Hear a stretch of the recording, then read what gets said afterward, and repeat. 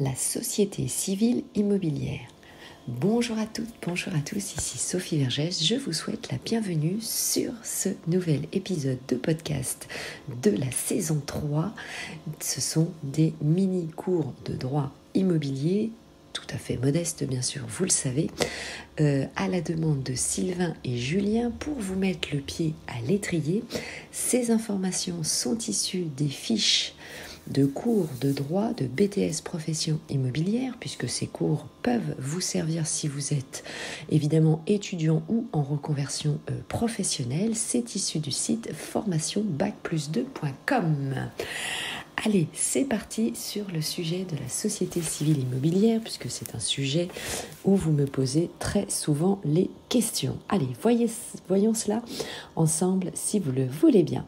Alors, la société civile immobilière, c'est une société qui va vous permettre de faciliter la gestion de votre patrimoine immobilier. Alors, je vous rappelle qu'il faut être au moins 2 associés, ça peut être vous et vous-même, je m'explique. Une personne physique, par exemple Sophie Vergès, c'est moi, et ma holding, c'est évidemment une société qui pourrait être Sophie Vergès, IMO, SASU, société à associés unique, dans la SCI, ça fait donc 2 personnes. Voilà. Je vous invite évidemment à vous rapprocher d'un avocat en droit immobilier pour vous expliquer cela, ou évidemment d'un expert comptable spécialiste en droit immobilier. Alors, la définition d'une société civile immobilière, c'est à la fois pour partager des bénéfices et contribuer aux pertes. Pourquoi créer ? Pour mieux gérer votre patrimoine et ou aussi exercer également une profession libérale. Les caractéristiques d'une SCI, la gestion du patrimoine, vous l'avez compris, ces activités sont toutes de nature civile. Il s'agit d'une société de personnes, donc comme je vous l'expliquais, et non de capitaux. Son fonctionnement, il faut savoir que tous les associés sont responsables des dettes, donc ça c'est évidemment important de le savoir, et la responsabilité de chacun d'eux dépend de sa part dans le capital. Donc ça va être évidemment proportionnel, vous l'avez compris. Le gérant de la SCI, alors cette société peut être gérée et représentée par un gérant qui peut être associé ou non. Il est désigné dans les statuts, ça veut dire que ça fait comme un contrat en fait, vous allez rédiger les statuts de la société ou élu par des associés. Les conditions des élections ou de désignation du gérant sont déterminées justement dans ces fameux statuts.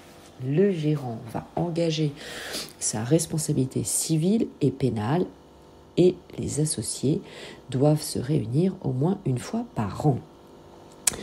Cette société va établir un contrat de société obéissant à l'article 1832 du Code civil. Les associés mettent un ou des biens immobiliers en commun. C'est-à-dire que, alors vous le savez, certains usages en immobilier font que certains investisseurs vont avoir une SCI qui va héberger un bien immobilier, etc., etc. Aujourd'hui, on a tendance plutôt à avoir plusieurs biens immobiliers dans la même société civile immobilière. Mais vous pouvez avoir des usages avec justement des investisseurs, un bien immobilier, une société civile immobilière. Alors, comment ça se passe ? Le droit de vote, sont statués justement via les statuts qui vont fixer le nombre de voix qu'a chaque associé. Ce nombre dépend évidemment de sa part. Pour le droit au bénéfice, c'est exactement pareil et c'est déterminé par des statuts. Donc je vous recommande de vous faire accompagner pour écrire les statuts de société. La cession des parts sociales doit être enregistrée et écrite. La nomination d'un commissaire aux comptes, cette nomination est obligatoire, proportionnelle au nombre de salariés et du chiffre d'affaires. Quels sont les avantages à créer une SCI ? Ça va être tout simplement l'optimisation de votre investissement. c'est l'obtention d'un avantage fiscal, puisque en tant qu'associé, vous pouvez choisir entre déclarer vos bénéfices à l'impôt sur les revenus ou sur les sociétés. Il y a également l'évitement de l'indivision, puisque les décisions sont toujours prises en se basant sur la majorité des votes des associés. Donc ça, évidemment, l'évitement de l'indivision, c'est quand même un peu comme la copropriété. Quand on peut l'éviter, c'est toujours plus serein. Vous pourrez également transmettre via cette société votre patrimoine, d'une façon beaucoup plus aisée à vos héritiers. Il existe différents types de sociétés civiles immobilières. La SCI de gestion ou de location, c'est ce qu'il y a évidemment de plus fréquent. La SCI familiale, son avantage c'est de faciliter la transmission au sein des personnes d'une même famille en lui permettant de diviser les droits de succession. La SCPI, c'est la Société civile de placement immobilier.